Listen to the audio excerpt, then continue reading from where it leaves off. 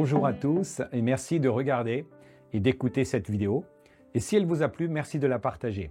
Et n'oubliez pas également de vous abonner à notre chaîne YouTube et de cliquer sur la cloche afin que vous soyez informés des prochaines vidéos que nous publierons. Et cela permettra aussi à ce que la chaîne soit mieux référencée sur YouTube. Alors dans cette vidéo, j'aimerais aborder le thème de l'incarnation vu par la Bible. Et depuis la rébellion de nos ancêtres, bien le péché est entré dans le cœur de l'homme et se propage tel un virus de génération en génération. Et c'est la raison pour laquelle bien, le mal prolifère et que son empreinte est partout. Et les Saintes Écritures nous enseignent que le péché est la source du mal et aussi la cause de toutes nos souffrances. De même, nous pouvons constater par nous-mêmes que l'homme est capable de grandes marques d'amour, de compassion et de solidarité, mais en même temps être à l'origine d'atroces et de terribles guerres. Et dramatiquement, eh bien sans l'intervention du Créateur, l'humanité entière serait perdue, car à la longue, elle s'autodétruirait. Mais Dieu, dans son amour pour sa créature, a imaginé, planifié et mis en œuvre un plan pour la restaurer. Et l'incarnation fait partie de ce plan.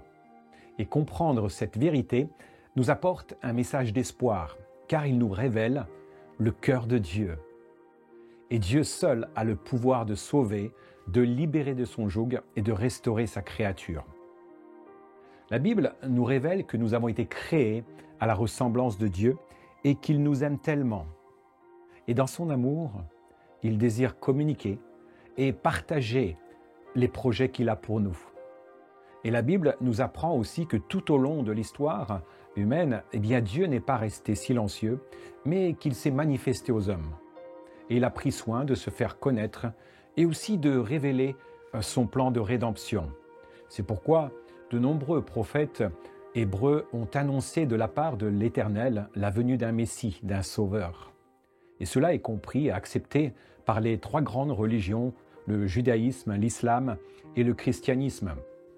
Et les prophètes comme Ésaïe, Moïse, David, Daniel, Zacharie, Michée, Osée et bien d'autres encore nous ont donné des détails extraordinaires qu'eux-mêmes ne comprenaient pas à l'époque quant au plan de Dieu pour le salut de l'humanité.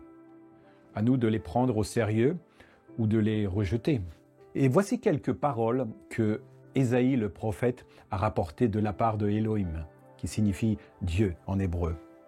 Dans Ésaïe 43, 11. « C'est moi qui suis l'Éternel, et hors moi, il n'y a point de sauveur. C'est moi qui ai annoncé, sauvé, prédit. Ce n'est point parmi vous un Dieu étranger. Vous êtes mes témoins, dit l'Éternel. C'est moi qui suis Dieu. » Et dans Ésaïe au chapitre 45, verset 18, « Car ainsi parle l'Éternel, le Créateur des cieux, le seul Dieu qui a formé la terre, qui l'a faite et qui l'a affermie, qui l'a créée pour qu'elle ne fût pas déserte, qui l'a formée pour qu'elle fût habitée. Je suis l'Éternel, et il n'y en a point d'autre. Je n'ai point parlé en cachette, dans un lieu ténébreux de la terre. Tournez-vous vers moi, et vous serez sauvés, vous tous qui êtes aux extrémités de la terre, car je suis Dieu, et il n'y en a point d'autre. » Et c'est aussi Ésaïe qui a le plus clairement annoncé le plan de Dieu quant à l'incarnation. Et nous lisons dans des prophéties extraordinaires, dans les chapitres 7, 9, 11, 42, 53 et bien d'autres encore qui nous annoncent la venue d'un Sauveur. Ainsi, en étudiant toutes les prophéties de l'Ancien Testament, eh bien, nous apprenons que l'incarnation de la divinité faisait partie du plan de Dieu. C'est pourquoi j'aimerais explorer avec vous dans 3 vidéos le mystère de l'incarnation. Mais tout d'abord, qu'est-ce que l'incarnation ? La définition dictionnaire du mot « incarner », c'est revêtir d'un corps de chair, prendre la forme humaine visible. Et le dictionnaire nous donne un synonyme d'incarner, c'est personnifier. Et par conséquent, bibliquement parlant, eh bien, l'incarnation, c'est la divinité qui se fait chair. Et nous apprenons aussi, par les Écritures, la Torah ou le Tanakh pour les Juifs ou la Bible pour les chrétiens, qu'à de nombreuses occasions, eh bien, Dieu s'est manifesté aux hommes par des apparitions visibles sous forme d'un homme ou d'un ange, appelé souvent l'ange de l'Éternel, Alors, pourquoi ces apparitions? Premièrement, comme je l'ai déjà évoqué, Dieu aime sa créature et désire avoir une communion avec elle. Mais aussi parce que la Bible dit que Dieu est esprit. Et un esprit n'a ni chair ni os. Mais pour qu'il soit visible, il faut qu'il se revête d'une apparence visible par les humains. Et Jésus dira même à la femme samaritaine près du puits que Dieu est esprit. Et il faut que ceux qui l'adorent, eh bien l'adorent en esprit et en vérité. Dans Jean 4, 24. De même, après la résurrection, Jésus dira aux disciples « Voyez mes mains et mes pieds, c'est bien moi. Touchez-moi. Et voyez, un esprit n'a ni chair ni os, comme vous voyez que j'ai. » Bien sûr, après la résurrection, il n'était pas juste un esprit, mais il était physiquement ressuscité. Ensuite, ces apparitions annonçaient un événement où elles avaient une signification ou une révélation spéciale. Je parle des apparitions de l'Ancien Testament. Néanmoins, ces manifestations de l'Ancien Testament n'étaient pas encore l'incarnation que Dieu avait en vue. Elles nous montrent toutefois que dès le début, Dieu avait un projet et que l'incarnation était dans sa pensée. Et on appelle les manifestations de l'Ancien Testament des théophanies. Le mot théophanie est une combinaison de deux mots grecs, Dieu et apparition. Donc c'était des manifestations visibles d'un Dieu invisible. Et elles étaient temporaires et brèves. Nous lisons que Dieu s'est manifesté à plusieurs reprises et à différentes personnes de l'Ancien Testament, telles que Moïse, Abraham, Agar, la servante de Sarah, Jacob, Gédéon et aussi d'autres personnes. Ainsi Dieu se révéla comme le Tout-Puissant, créateur de toutes choses. Et nous découvrons dans la Torah, le Tanakh ou la Bible, différents noms de Dieu. Nous trouvons Elohim, qui en hébreu signifie Dieu, ou El Shaddai, le Dieu Tout-Puissant, puis Adonai, le Seigneur. Mais il se présente aussi comme à Moïse par Yahweh, Yahweh, Jéhovah, qui signifie « Je suis celui qui suis », et bien d'autres noms encore, comme Yahvé Jireh, Yahvé Rapha, Yahvé Shalom, Yahvé Elohim, etc. Et l'histoire d'Abraham est très significative lorsque Dieu va l'éprouver en lui demandant de lui offrir son fils Isaac. Et en chemin vers le mont Morija, pour offrir à Dieu son sacrifice, Isaac posa la question à son père Abraham, « On a le bois et on a le feu, mais où est l'agneau » Il ne savait pas que c'était lui. Abraham répondit à Isaac, « Mon fils, Dieu se pourvoira lui-même de l'agneau pour l'Holocauste. » Et ces paroles se sont accomplies et Isaac a été épargné de l'autel du sacrifice. Dieu a pourvu au sacrifice d'Abraham par un bélier qui était retenu dans un buisson. Et bien des années plus tard, Dieu allait aussi pourvoir à un autre sacrifice. Il s'agit du sacrifice ultime, celui qui allait être offert une fois pour toutes pour le péché de l'humanité. Et c'est à ce moment-là que Dieu va mettre à exécution son projet d'incarnation. Ainsi, Dieu nous a clairement annoncé par la bouche des prophètes la venue d'un Messie. Et la question que l'on pourrait se poser, c'est est-ce que les apparitions de l'Ancien Testament étaient l'incarnation que Dieu avait en vue? La réponse est non. C'était des manifestations visibles, temporaires, qui avaient un autre objectif, mais qui préparaient la future incarnation planifiée par Dieu. L'incarnation du Nouveau Testament est différente des manifestations visibles de l'Ancien Testament. Mais selon les Écritures, quel était le but de l'incarnation? Eh bien, par le moyen de l'incarnation, Dieu allait pourvoir au sacrifice ultime du salut de l'humanité. Dieu en était le seul à avoir ce pouvoir.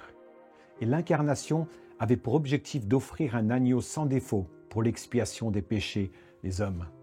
Car les Écritures nous apprennent que sans effusion de sang, il n'y a pas de pardon. Dans Hébreux chapitre 9, verset 22. Mais avant la manifestation ultime de la grâce de Dieu, sous l'Ancienne Alliance, les Hébreux devaient pratiquer les sacrifices d'animaux pour l'expiation de leurs péchés. Aujourd'hui, cette période est révolue pour ceux qui acceptent le sacrifice ultime de Dieu. De même, lorsque le peuple hébreu était en Égypte et que Dieu voulait le libérer avant que soit relâchée la dernière plaie, eh bien Dieu avait demandé aux Hébreux de prendre un agneau ou un chevreau, mâle, âgé d'1 an, sans défaut, de l'immoler et d'appliquer son sang sur le linteau de la porte des maisons. Et lorsque l'ange destructeur passerait par-dessus leur maison, eh bien les premiers-nés seraient épargnés. C'était la Pâque de l'Éternel. Nous lisons cela dans Exode au chapitre 12. Et tout cela était provisoire, en attendant que soit manifesté le sacrifice ultime. Les Écritures nous enseignent que l'agneau pascal de l'Ancien Testament était un type de Christ. En effet, comme je l'ai déjà dit, pour sauver l'homme de la condamnation qui pesait sur lui, eh bien Dieu avait planifié la venue d'un sauveur, le Messie. Messie qui signifie oint. Et dans les évangiles du Nouveau Testament, nous lisons que Jean-Baptiste, le prophète, disait en voyant Jésus venir, « Voici l'agneau de Dieu qui ôte le péché du monde » dans l'évangile de Jean, chapitre 1, verset 29. Ainsi, Jésus-Christ représentait cet agneau de Dieu, immolé et offert en sacrifice, comme victime expiatoire pour le péché du monde. Ainsi, Jésus est né afin de donner sa vie pour notre salut. C'était dans l'objectif de Dieu d'offrir un sacrifice pur, parfait et sans défaut, selon sa loi, pour le pardon de nos péchés et pour faire cesser les sacrifices d'animaux. Voilà quelle était la mission de Jésus-Christ, devenir notre substitut. Pourquoi nous lisons dans 1 Corinthiens chapitre 5, verset 7, « Car Christ, notre Pâque, a été immolé. » Et tout comme le bélier qui avait pris la place d'Isaac lors du sacrifice d'Abraham, Jésus-Christ est venu pour prendre notre place. Il était le seul à pouvoir le faire, car il était sans péché. Et nous lisons dans la première épître de Jean 1,7 que le sang de Jésus nous purifie de tout péché. Et Jésus dira aux disciples avant la crucifixion, « Ceci est mon sang, le sang de l'alliance, qui est répandu pour plusieurs, pour la rémission des péchés. » Matthieu 26, 28. Voilà pourquoi ce n'est qu'à travers l'incarnation qu'un agneau, comme étant une image, sans péché pouvait être offert. Jésus s'est offert en sacrifice, une fois pour toutes, pour porter nos péchés. Quelle grâce, n'est-ce pas? Et l'auteur de l'Épître aux Hébreux dira « Comment échapperons-nous en négligeant un si grand salut, qui, annoncé d'abord par le Seigneur, nous a été confirmé par ceux qui l'ont entendu. Dieu appuyant leur témoignage par des signes, par des prodiges et divers miracles, et par les dons du Saint-Esprit. » Hébreux chapitre 2, versets 3 et 4. Ainsi, avec clarté, la Bible nous enseigne que Christ était dans le projet de Dieu et qu'il personnifiait l'incarnation divine. Dorénavant, depuis le sacrifice expiatoire de Jésus, nul besoin de faire de nouveaux sacrifices d'animaux. Tout a été accompli à la croix. Et lorsque Jésus était cloué à la croix, à un moment donné, il dit « Tout est accompli ». Et baissant la tête, il rendit l'esprit. Ainsi, j'aimerais terminer cette vidéo sur ces paroles de l'apôtre Paul. C'est une parole certaine et entièrement digne d'être reçue, que Jésus-Christ est venu dans le monde pour sauver les pécheurs. 1 Timothée, chapitre 1, verset 15. Merci d'avoir écouté cette première vidéo sur le sujet passionnant de l'incarnation jusqu'au bout. Et pour continuer notre étude, nous verrons la prochaine vidéo « Comment a eu lieu l'incarnation ?»